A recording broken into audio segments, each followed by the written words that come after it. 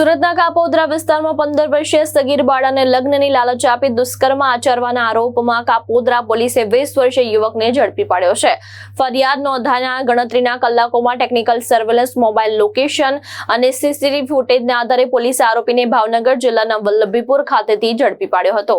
પોલીસના જણાવ્યા મુજબ આરોપી રમેશભાઈ માયાભાઈ મહિડા છેલ્લા આશરે 1 વર્ષથી ફરિયાદી પરિવારમાંની જ સોસાયટીમાં રહેતો. આરોપીએ ફરિયાદીની 15 વર્ષ 4 મહિનાની પુત્રી સાથે મોબાઈલ અને વોટ્સએપ મારફતે સંપર્ક કેળવ્યો હતો.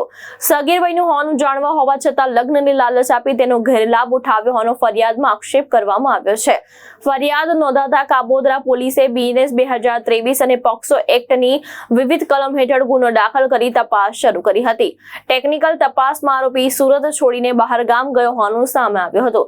ટ્રાવેલ્સની માહિતી, મોબાઈલ લોકેશન અને સીસીટીવી ફૂટેજને આધારે આરોપી વલ્લભીપુર વિસ્તારમાં હોવાની જાણ થતાં પોલીસની ટીમ ત્યાં પહોંચી હતી અને તેને ઝડપી પાડ્યો હતો.